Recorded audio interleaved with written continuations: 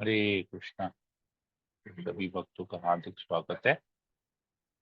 हम लोग कालिया दमन लीला पढ़ रहे हैं।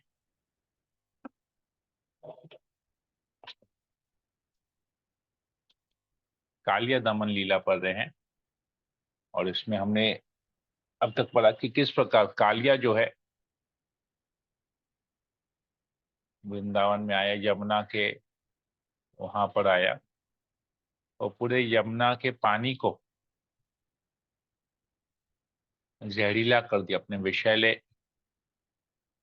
विषैलेपन से पूरा पानी को जहरीला कर दिया और इतना जहरीला कर दिया कि उस जहर से पानी में बुलबुले उठ रहे थे और हवा भी जहरीला कर दिया कि जो भी पंछी वहां से उड़ के जाता था वो जैसे ही उस जगह से उड़ के जाता था वो तुरंत उस जहर के, हवा में इतना जहर था कि तुरंत वो मृत होकर जमीन पर गिर जा रहा था, पानी में गिर जा रहा था। यहाँ तक कि उस नदी के तट पे, जो जहाँ जिस नदी का पानी जहरीला हो गया था, विषैला हो गया था, वहां के तट पे पर वनस्पतियां भी सब सूख गई थी, नष्ट हो गई थी। तो कृष्ण ने कालिया को वहां से भगा देने की इच्छा से वो वृक्ष के ऊपर चढ़े, कदम के वृक्ष के ऊपर चढ़े और वहां से उन्होंने यमुना में छलांग लगा दिया। यमुना में छलांग लगाया और अब स्विमिंग करने लगे वहां पर। तो कहते वो जो जब कृष्ण स्विमिंग कर रहे थे तो पानी में बहुत सारी तरंगे उत्पन्न हो रही थी और एक साउंड, जैसे एक बहुत सुंदर म्यूजिकल साउंड जैसा वहां से निकल रहा था पानी में से। म्यूजिकल साउंड इतनी भगवान के, मतलब तैरने की भी भगवान की इतने भगवान शुद्ध है कि भगवान जो भी कार्य करते हैं ना उसमें एक अमृत सा निकलता है। तो भगवान जब तैर रहे थे, अपने हाथों को इस तरफ, बाहों को इस तरफ कर रहे थे, तैर रहे थे, तो उस तैरने की जो आवाज थी वो भी मोहित कर रही थी। मिठास थी उस आवाज में, अमृत था उस आवाज में, भगवान जब तैर रहे थे। परंतु ये आवाज कालिया को डिस्टर्ब कर रहा था क्योंकि कालिया ईर्ष्यालु था, जहरीला था। तो इससे ये अमृत आवाज अच्छी नहीं लग रही थी, तो वो तुरंत अपनी जगह से निकला और कृष्ण को देखा, कृष्ण के इतने सुंदर रूप को देखा। परंतु क्योंकि वो ईर्ष्यालु था, उसने तुरंत कृष्ण को डसा, वक्ष स्थल पे डसा और अपनी कुंडली में कृष्ण को लपेट लिया। जैसा कि हम देख रहे हैं यहाँ पर अभी, इस प्रकार कृष्ण को कालिया ने अपनी कुंडली में लपेटा हुआ है, जकड़ा हुआ है। तो यहां तक हमने कल पढ़ा 9 नंबर श्लोक तक। अभी 10वें नंबर श्लोक को आज हम 10वें नंबर श्लोक से आज हम अध्ययन करेंगे। ओम ज्ञानतिमिरान्धस्य ज्ञानाञ्जनशलाकया चक्षुरुन्मीलितं येन तस्मै श्रीगुरुवे नमः। नमो विष्णुपादाय कृष्णप्रेष्ठाय भूतले श्रीमते भक्तिवेदांत स्वामिनिति नामिने। नमस्ते सरस्वती देवी गौरवाणी प्रचारिणे निर्विशेष शून्यादि पाश्चात्य देशकारिणे। हे कृष्ण करुणा सिंधु दीन बंधु जगतपति गोपेश गोपिकांत राधाकांत नमोस्तुते। तप्त कांचन गौरांगी राधे वृंदावनेश्वरी विश्वभानुसुते देवी प्रणमामि हरि प्रिय। वंशाकल्पतरुभ्यश्च कृपा सिन्धुभ्येव च पतितानां पावनेभ्यो वैष्णवेभ्यो नमो नमः। जय श्री कृष्ण चैतन्य प्रभु नित्यानंद श्री अद्वैत गदाधर श्रीवासादि गौर भक्तवृंद। हरे कृष्णा कृष्ण कृष्ण हरे हरे, हरे राम राम राम हरे हरे। श्री मंगलाचरण की जय। ओम नमो भगवते वासुदेवाय। ओम नमो भगवते वासुदेवाय। ओम नमो भगवते वासुदेवाय।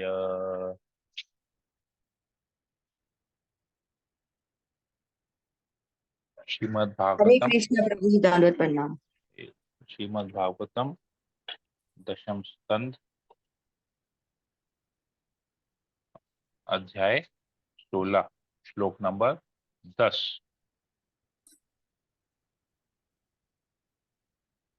तम नागभोग परिवेतम अदृष्ट चेष्टम आलोक्य तत्प्रिय सखा पशुप वृषार्ता कृष्णेरितात्मा सुहृदर्थकलत्र कामा दुःखानुशोक भयमूढ़ निपयतु। यहाँ पर इस श्लोक का अनुवाद इस प्रकार है। रूपा जी लिखते हैं, जब ग्वाल समुदाय ने के सदस्यों ने, जिन्होंने कृष्ण को अपना सर्वप्रिय मित्र मान रखा था, उन्हें नाग की कुंडली में लिपटा हुआ और गतिहीन देखा तो वे अत्यधिक विचलित हो उठे। उन्होंने कृष्ण को अपना सर्वस्व उन्होंने कृष्ण को अपना सर्वस्व, अपने आप को, अपने परिवार, अपनी संपत्ति, अपनी पत्नियां तथा सारे आनंद अर्पित कर रखा था। भगवान को कालिया सर्प के चंगुल में देखकर उनकी बुद्धि शोक, पश्चाताप तथा भय से भ्रष्ट हो गई और वे पृथ्वी पर गिर पड़े।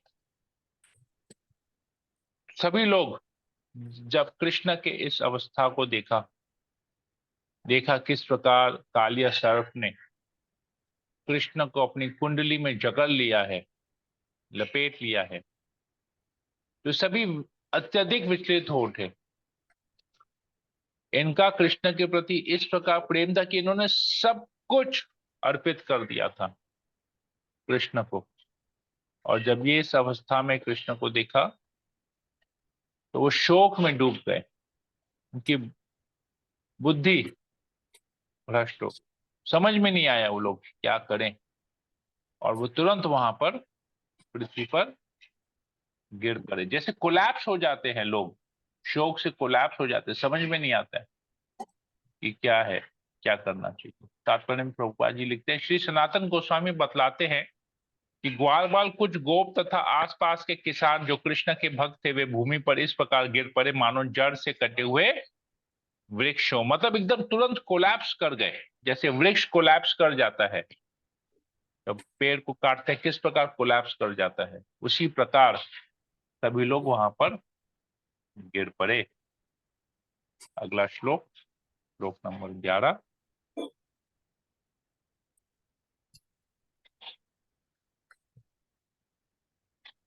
गावो वृषा वत्सर्तर्य क्रंदमाना सुदुःखिता कृष्णन्यास्तेक्षण बीता रुदंत्य इव तस्तिरे।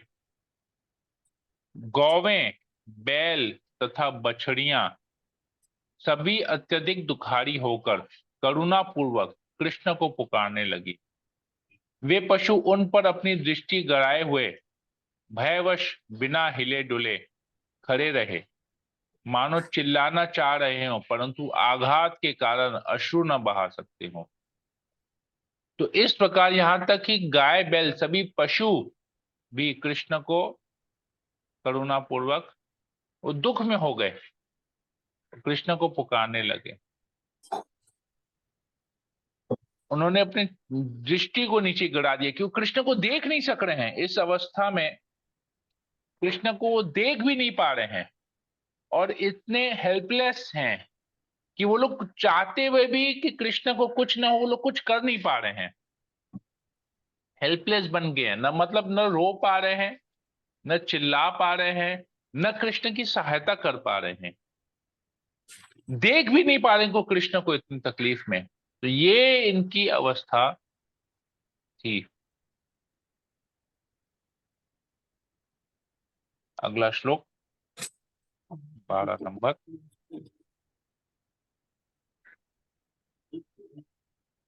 अथ व्रजे महोत्पाता द्विविधा यति दारुणा उत्पेतुर्भुवि दिव्यात्मानि आसन भय शमशिना। तब वृंदावन क्षेत्र में सभी तीन प्रकार के, पृथ्वी पर होने वाले, आकाश में होने वाले तथा जीवों के शरीर में होने वाले भयावने अपशकुन प्रकट होने लगे, जो तुरंत आने वाले खतरे की चेतावनी कर रहे थे।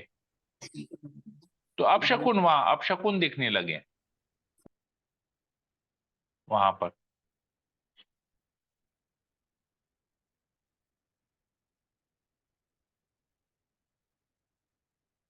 तीन प्रकार के अपशकुन, क्या क्या? तीन प्रकार के, पृथ्वी पर अपशकुन होते हैं, आकाश में अपशकुन होते हैं, और जीवों के शरीर में भी अपशकुन होते हैं। जैसे जीवों के शरीर में वो कहते हैं ना, बाई आंख फड़क रही है, तो शरीर का अपशकुन माना जाता है। तात्पर्य में प्रभुपाद जी इसके बारे में बताते हैं। श्री श्रीधर स्वामी के अनुसार अपशकुन इस प्रकार के थे। पृथ्वी में कंपन उत्पन्न होने लगा, मतलब एक भूकंप जैसा वाइब्रेशन होने लगा पृथ्वी में, यह अपशकुन होता है।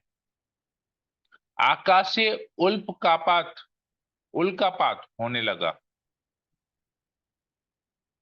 उल्कापात समझना पड़ेगा, उल्कापात को क्या, उसका कुछ अलग से, उल्कापात को क्या कहते हैं। अच्छा, मैं इसका इंग्लिश में एक बार दूसरा एक वर्ड देखता हूँ कि क्या है। हाँ, उल्कापात मतलब मीटियोर्स, मीटियोर फॉल जैसे होता है ना, पत्थर गिरते हैं, मीटियोर्स, जो स्पेस आकाश में जो मीटियोराइट्स होते हैं वो सब गिरते हैं। पत्थर टूट टूट के गिरते हैं, आकाश से होती है, जलते हुए पत्थर धरती पे आके गिरते हैं, मीटियोर्स। तो वो हो रहा था उल्कापात। और शरीर के कंपन में क्या होता है, बाईं आंख तथा शरीर के अन्य अंग फड़कने लगते हैं, हाथ कांपने लगते हैं, बाईं आंख फड़कने लगती है, गर्दन ऐसे होने लगता है, एक कंपन हो जाता है शरीर के अंदर में। तो ये अपशकुन तुरंत आने वाले संकट की सूचना देते हैं। तो इस प्रकार सभी को वहां पर अपशकुन लगने लगा वृंदावन क्षेत्र में, ये तीनों प्रकार के अपशकुन होने लगे। अगला तीन श्लोक एक साथ है, 13, 14, 15 को पढ़ते हैं।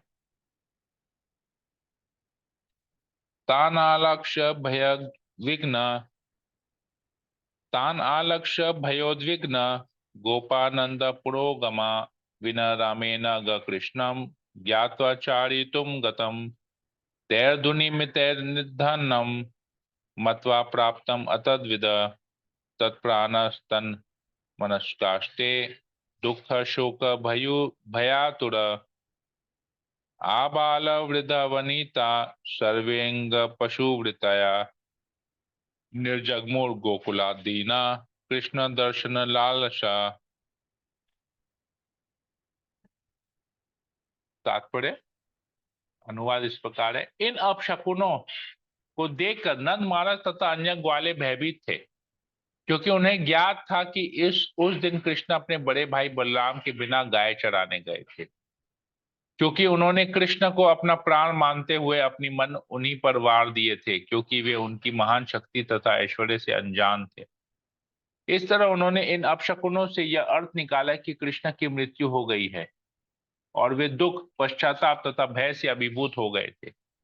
बालक, स्त्रियां तथा वृद्ध पुरुषों समेत वृंदावन के सारे निवासी कृष्ण को उसी तरह मानते थे जिस तरह गाय अपने निरीह नवजात बछड़े को मानती है। इस तरह ये दीन दुखी लोग उन्हें ढूंढने के इरादे से गांव से बाहर दौड़ पड़े। तो इससे पता चलता है कि ये यमुना के तट पे हो रहा था।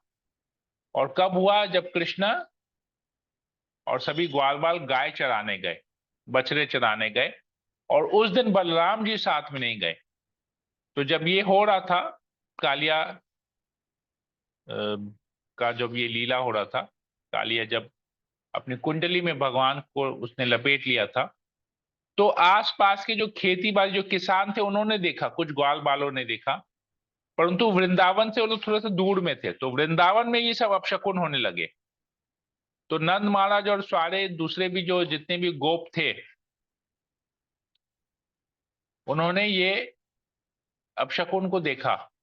और तुरंत ये सोचा, नंद महाराज ने ये सोचा कि आज तो बलराम के साथ कृष्ण नहीं गए, क्योंकि बलराम बड़ा भाई है। तो अक्सर माता पिता को इस प्रकार लगता है कि जब बड़ा भाई नहीं गया तो छोटा सिक्योर नहीं है, सेफ नहीं है।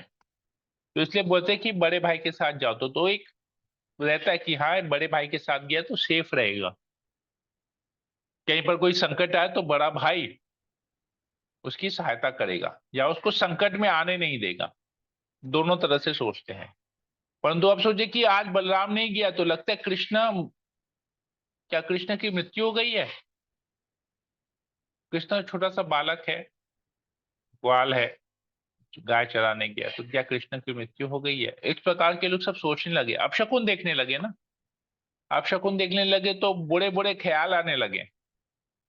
तो सभी लोग इस प्रकार से दुखी होके असहाय अवस्था में दीन हो गए, असहाय हो गए कि कौन उसकी सहायता करेगा। कृष्ण तो थे वहां पर, अभी कृष्ण नहीं है, कृष्ण ही चले जा रहे हैं, कृष्ण की मृत्यु हो जा रही है। तो सभी लोग कृष्ण को ढूंढने निकले, गांव से बाहर दौड़ पड़े।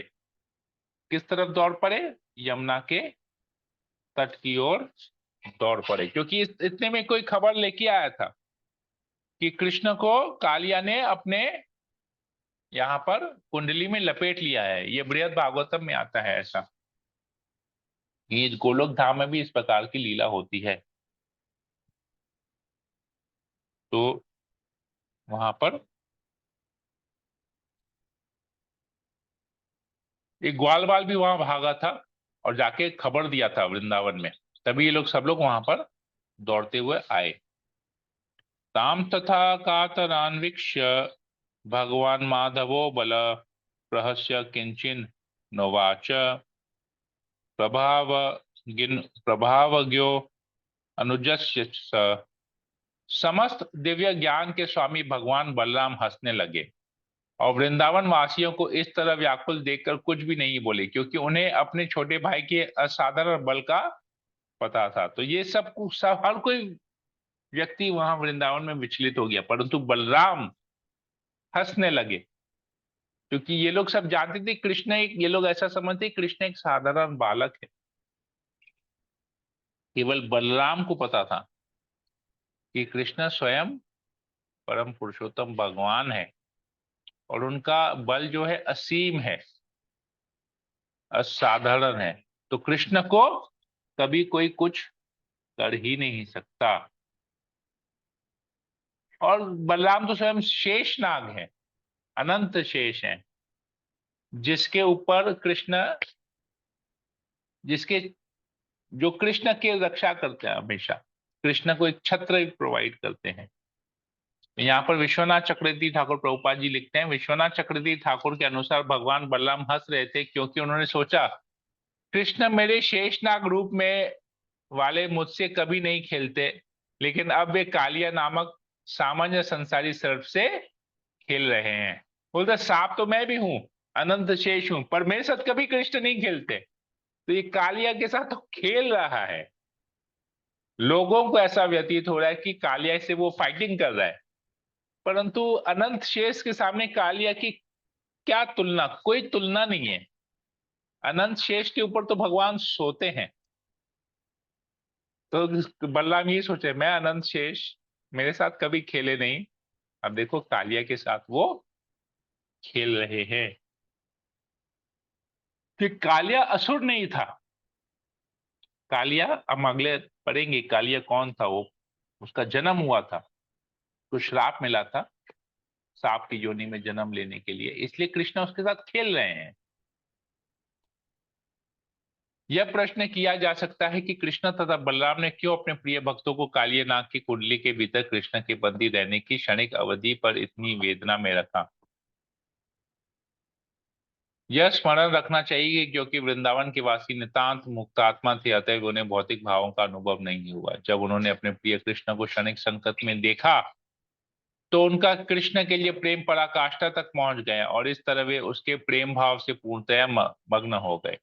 सारी परिस्थिति को आध्यात्मिक दृष्टि से देखना होगा, अन्यथा यह दिखाई नहीं पड़ेगा। तो इस चीज को आध्यात्मिक दृष्टि से देखना पड़ेगा।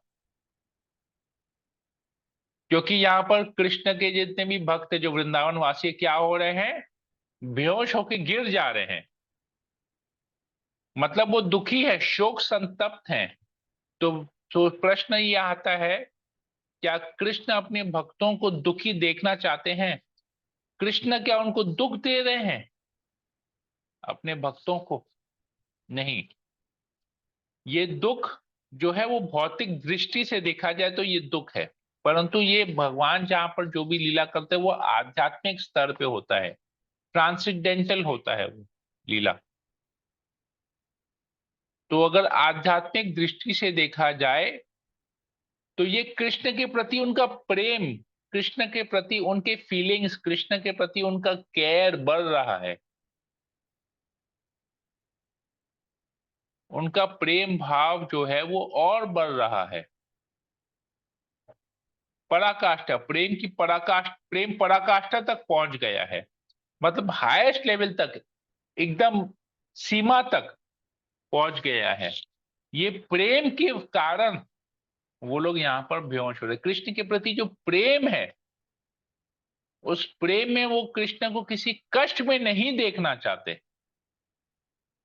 कृष्ण हालांकि कष्ट में नहीं है, वो कालिया के साथ खेल रहे हैं, परंतु जैसे होता है ना कि कभी इसको एक छोटे से भौतिक एग्जाम्पल के साथ हम समझ सकते हैं।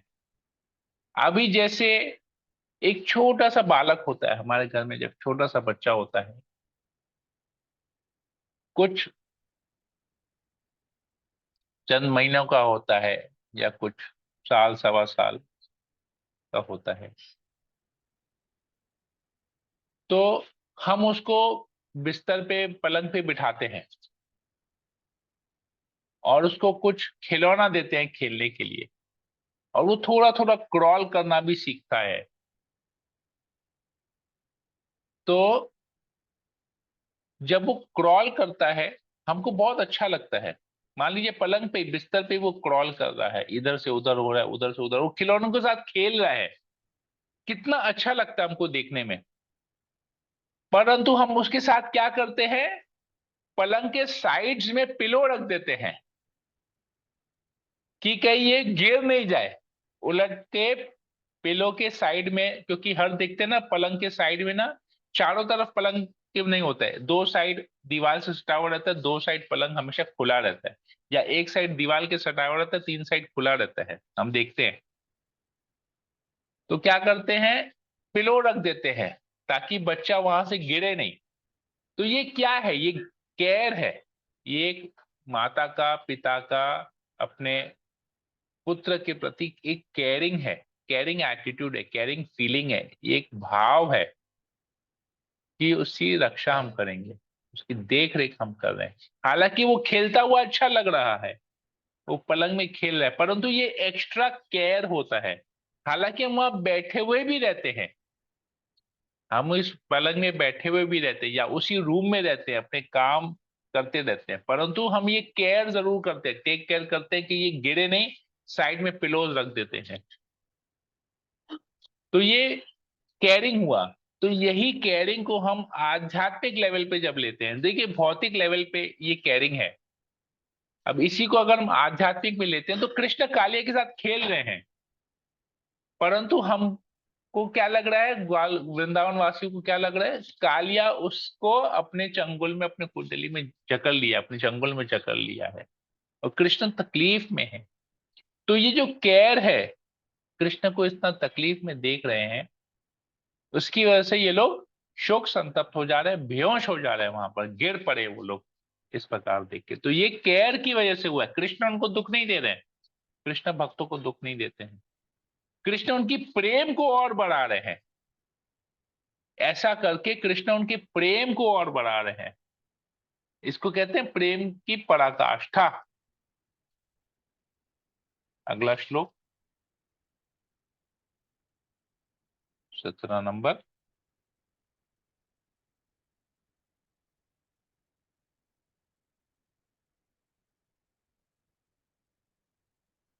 तेन वेशमानादायितं कृष्णं सुचितया पदे भगवल्लक्षणैर्जग्मु पदव्या यमुना ततम्। वृंदावन के निवासी कृष्ण के पद चिन्हों का अनुसरण करते हुए अपने सर्वप्रिय कृष्ण की खोज में यमुना के किनारे की ओर दौड़े चले गए, क्योंकि उन पद चिन्हों में भगवान के अनूठे चिन्ह थे। तो भगवान के पद चिन्हों को वो फॉलो करते करते गए। कैसे पता चला कृष्ण के पद चिन्ह है? कृष्ण के पद चिन्ह में स्पेशल कुछ सिंबल्स होते हैं, अनूठे होते हैं, अनूठे चिन्ह होते हैं, जिससे पता चलता है कि ये कृष्ण के ही हैं। इसका क्लैरिफिकेशन अगले श्लोक में मिलता है। समस्त ग्वाल समुदाय के स्वामी भगवान कृष्ण के पश्चिम कमल के फूल, जौ, हाथी के अंकुश, व्रज तथा पताका से युक्त थे। तो भगवान के पद चिन्हों में क्या रहता है? कमल का फूल रहता है, जौ रहता है, हाथी के अंकुश रहते हैं, व्रज रहता है और पताका रहता है। तो हे राजा परीक्षित, मार्ग में गौओं के पचिनों के बीच बीच में उनके पचिनों को देखते हुए वृंदावन के निवासी तेजी से दौड़े चले गए। जो ही वे यमुना नदी के किनारे की ओर भागे जा रहे थे, त्यों ही उन्होंने दूर से देखा कि कृष्ण सरोवर में काले सांप की कुंडली में निश्चेष्ट पड़े हैं। उन्होंने यह भी देखा कि सारे ग्वाल बाल मूर्छित होकर पड़े हैं और सारे पशु उनके चारों ओर खड़े होकर कृष्ण के लिए रंभा रहे हैं। यह दृश्य देखकर वृंदावन वासी वेदना तथा भ्रम के कारण विह्वल हो उठे।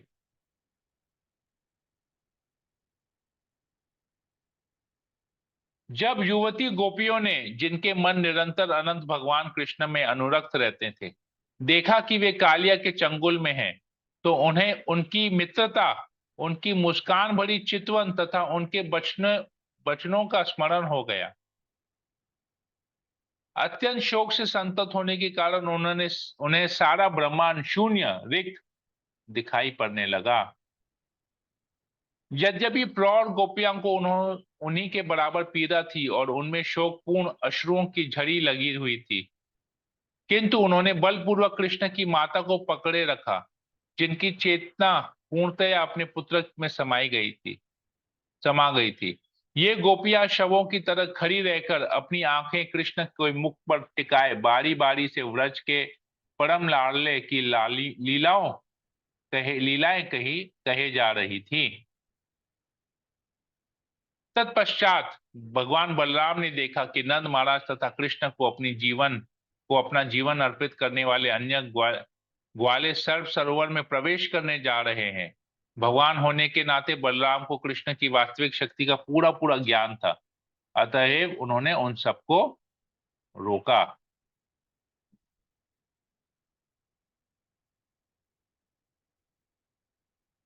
भगवान कुछ काल तक सामान्य मृत्य प्राणी के व्यवहार का अनुकरण करते हुए सर्प की कुंडली के भीतर पड़े रहे, किंतु जब उन्हें इसका भान हुआ कि उनके गोकुल ग्राम की स्त्रियां, बच्चे तथा अन्य निवासी अपने जीवन के एकमात्र आधार उनके प्रेम के कारण विकट दुखी हैं, तो वे कालिया सर्प के बंधन से तुरंत उठ खड़े हुए।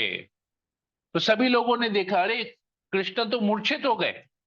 कृष्ण क्या कर रहे थे? अनुकरण कर रहे थे, एक्टिंग कर रहे थे कि मैं बेहोश हो गया हूं। मृत होने का एक्टिंग कर रहे थे, मैं मर गया हूं, मृत होने का एक्टिंग कर रहे थे। तो ये देख के सभी लोग, वृंदावन के सभी लोग इतना शोक में डूब गए। जो यंग गोपियां थी, जो कृष्ण से इतना अधिक प्रेम करती थी, यंग गोपियों के बारे में कहा है, और कृष्ण के साथ वो अपनी लीलाओं का स्मरण करने लगी कि अरे कृष्ण के साथ हमने ऐसा किया, कृष्ण के साथ ऐसा किया, कृष्ण के साथ ऐसा किया। उसकी मुस्कान भरी, यहां पर आता है, उनकी उनकी मित्रता, उनकी मुस्कान भरी चितवन तथा उनके बचने का स्मरण हो गया, बचनों का स्मरण हो गया। कैसे कृष्ण के साथ वो समय बिताती थी, ये सब, कृष्ण किस तरह हंसते थे, किस तरह मुस्कुराते थे, कृष्ण के साथ वो कैसे मित्रता से रह के समय व्यतीत करते थे, ये सब उनको याद आने लगा, फ्लैशबैक होने लगा सारा। सबको अब बोला कृष्ण इस अवस्था में है, मृत हो गए, पूरा ब्रह्मांड जैसे शून्य, कुछ नहीं, आंखों के सामने अंधेरा छा गया। इस प्रकार का वहां पर हुआ। बड़ी जो गोपियां थी, जो प्रौढ़ गोपियां थी, वो भी शोक में डूब गई थी, रो रही थी। और साथ ही साथ वो लोग यशोदा को भी संभाल रही थी कि यशोदा भी वहां गिर पड़ी कृष्ण को इस अवस्था में देख के, क्योंकि पूरी यशोदा का तो पूरा प्राण कृष्ण में ही था। तो वो भी रोए जा रही थी और यशोदा को भी संभाल रही थी, और केवल कृष्ण की ओर देख रही थी कि कृष्ण क्या हो गया, कृष्ण को क्या हो गया, कृष्ण कुछ रिस्पॉन्ड क्यों नहीं कर रहा है, कृष्ण मर गया, कालिया ने कृष्ण को मार दिया, ये हाहाकार जैसा हो गया उनके यहाँ। तो कृष्ण जब कोई रिएक्ट नहीं कर रहे हैं तो वहां पर कुछ ग्वाले भागने लगे यमुना की ओर, कि वो जाएंगे जाके कृष्ण को कालिया के चंगुल से बचाएंगे। उनको अपने प्राणों की परवाह नहीं थी। कृष्ण को क्या हुआ, देखो कृष्ण को क्या, उसको बचाने के लिए लोग दौड़ने लगे। तभी बलराम ने क्या किया, सबको रोका और कहा रुको रुको रुको, कहीं जाने की जरूरत नहीं है। इस प्रकार जब बलराम ने आवाज दिया तो कृष्ण ने अपने एक्टिंग को बंद किया, बोला बहुत हो गया अभी एक्टिंग, ये लोग सब तो कुछ ज्यादा ही अभी हो रहा है, मैं उनको इस तरह नहीं देख सकता, इस अवस्था में मैं उनको नहीं दे सकता। प्रेम की पराकाष्ठा, प्रेम पराकाष्ठा तक हो गई है, अब मुझे वापस से नॉर्मल हो जाना है, ये एक्टिंग बंद कर देना है, ताकि इनको, ये लोग शोक से, मेरे भक्त जो हैं, ये लोग जो गोपियां हैं, जो ग्वाले हैं, जो ग्वाल बाल है, जो मेरी माता है, मेरे पिता है, ये सभी ताकि शोक से निकल जाएं। तो मैं अभी वापस इस एक्टिंग को बंद करके एक्चुअल जो मैं काले के साथ खेलना प्रारंभ करता हूं, चलो अभी ऐसे करते, तो इस प्रकार वे कालिया सर्प के बंदर से तुरंत उठ खड़े हुए। अभी आगे क्या करेंगे हम लोग कल पढ़ेंगे इसमें, जहां तक हमने पढ़ा। हरे प्रभु जी अगर कृष्णा। समय हो तो और कर लीजिए, बहुत आनंद आ रहा है। ओके, एक दो आनंद और कल कर तक ही लीजिए। बचा के रखिए, अभी और ज्यादा आनंद आएगा कल, कभी भी नहीं होना चाहिए वैसा। रुकना नहीं चाहिए, ऐसा लग रहा है बहुत प्रभु जी। हाँ, रुकना मुझे भी रोकने का अच्छा नहीं है, परंतु समय है, समय का अभाव है, हम लोग तो भौतिक भौतिक जगत के तुच्छ से जीव है जो इंद्र तृप्ति में, इंद्रिय विषय में डूबे हुए हैं। क्या करेंगे, सब काम भी करना है, ग्रस्त जीवन है। जी प्रभु जी, वो तो समझती हूँ, लेकिन फिर भी बहुत आनंद आ रहा था। एक दो श्लोक और कर दीजिए। ओके, एक्चुअली एक दो पूरा कंटिन्यूएशन है, फिर काफी कुछ है उसमें। ओके, मैं एक अच्छा मिनट ठीक देखता है। हूँ उसको कैसे करना है, एक मिनट समय मुझे दीजिए, मैं चेक करता हूँ।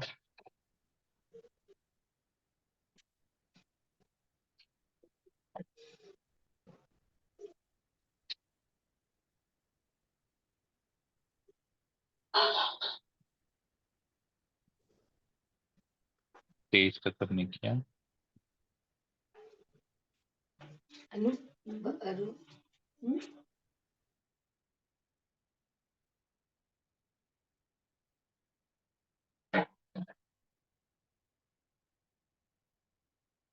नहीं, इसको कल करते हैं।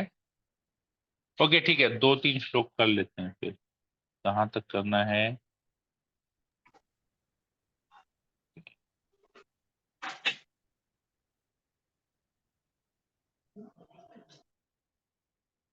ओके ठीक है, छह सात श्लोक एक साथ और कर लेते हैं।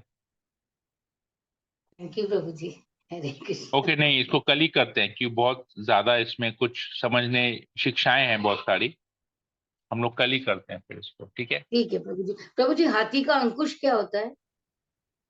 हाथी का अंकुश, आई थिंक टस्क, हाथी के टस्क को बोलते हैं, एलिफेंट टस्क को बोलते हैं हाथी का अंकुश।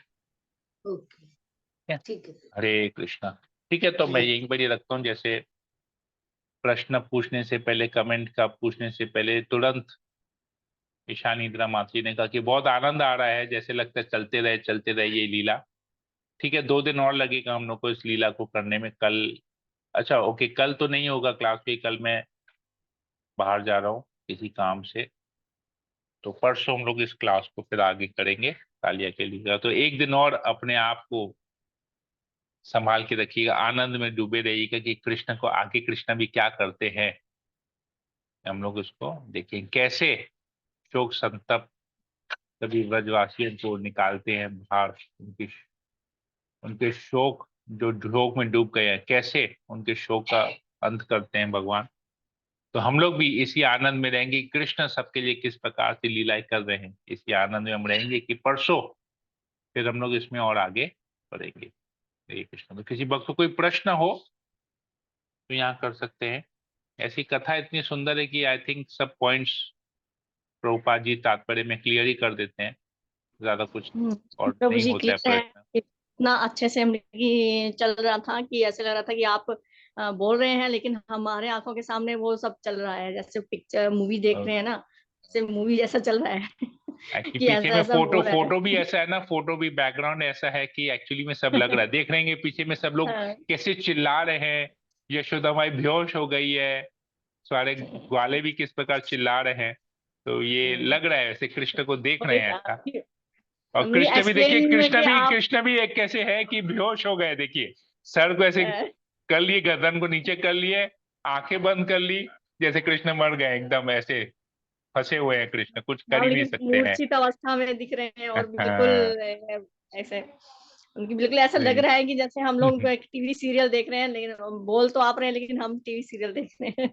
प्रभुपाद की कृपा है कि प्रभुपाद जो भक्त है तो इतने सुंदर तरीके से यथारूप पे उनकी प्रभुपाद कैसे जी कैसे लिखते हैं उनकी कि हमारे एक्टिंग पास सब किया हो होगा, रहा है। कैसे उनकी अपना वो हाँ। लीला किया होगा, तो उनकी देख के ही उनकी वो ऐसा हो रहा है कि पता नहीं वहां के जो वासी है, वो गोकुल वासी है और हम्म। वृंदावन वासी है, कैसे वो उन्होंने कैसे देखा होगा ये सब चीजें।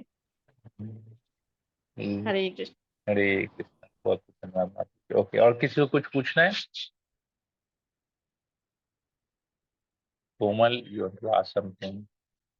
नेहा शर्मा माता जी, गीतू।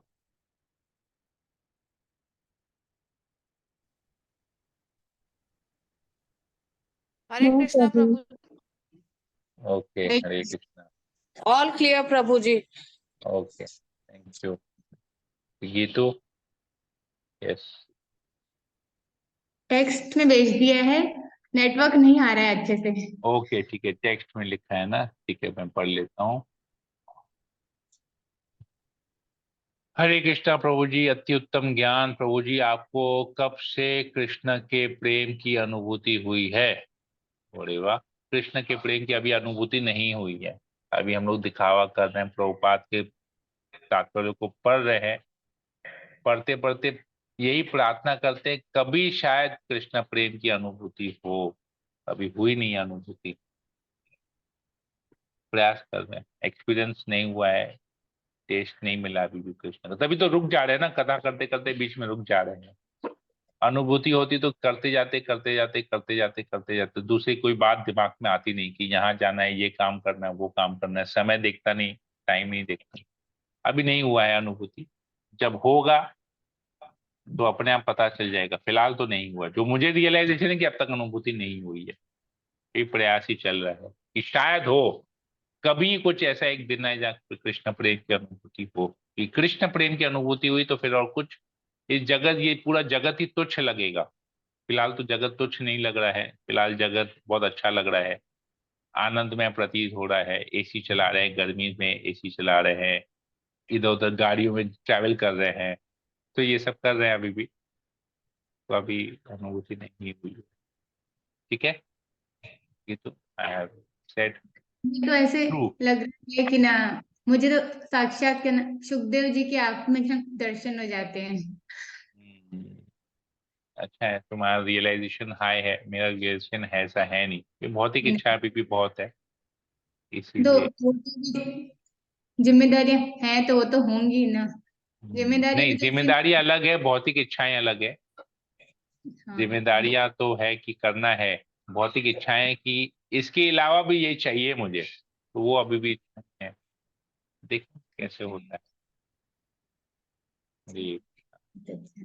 और किसी हरे को कुछ पूछना है, कुछ बोलना है? अखिलेश चौरसिया प्रभु।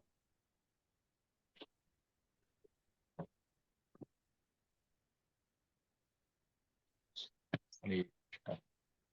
देखिए कितना, मैं भी कभी कभी सोचता हूँ कि इतनी सुंदर लीलाएं हम लोग प्रतिदिन सुबह भगवान की लीलाओं के ऊपर का अध्ययन करते हैं, पठन करते हैं, तो कितने भक्त हैं जो इस समय नहीं इस क्लास को अटेंड कर पा रहे हैं?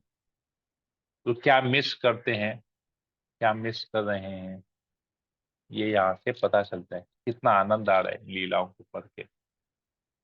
जो भी है हम लोग सब उनके लिए प्रार्थना करें कि जो भी किसी न किसी कारण से इन लीलाओं का श्रवण नहीं कर पा रहे, क्लास नहीं अटेंड कर पा रहे, तो उनको भगवान से प्रार्थना करें कि वो लोग जुड़े। उनके जीवन में जो भी बाधाएं आ रही है, जो भी रुकावटें आ रही हैं, वो सब दूर हो जाए और वो लोग भगवान की कथा का श्रवण कर सके। हरे कृष्णा। ठीक है, तो मैं सेशन को यहीं पर एंड करता हूँ। किसी वक्त कोई प्रश्न नहीं है, कुछ बोलना नहीं है। हरे कृष्णा कृष्ण कृष्ण हरे हरे, हरे राम राम राम राम हरे हरे हरे वंशा हरे कल्पतरुभ्यश्च हरे कृपा कृष्ण सिन्धुभैव च हरे पतितानां कृष्ण पावनेभ्यो हरे वैष्णवेभ्यो नमो नमः। हरे संवेद हरे भक्तवृंद की जय, हरे चतुर्दशी प्रभुपाद की जय, हरे संसार हरे कृष्ण महाभगवान हरे की कृष्ण जय, हरे हरे दामोदर मास की जय। जय हरे कृष्णा। हरे कृष्णा दंड हरे कृष्ण प्रभु दंडवत हरे प्रणाम। कृष्ण प्रभु दंडवत प्रणाम। प्रभु बोल रहे हैं।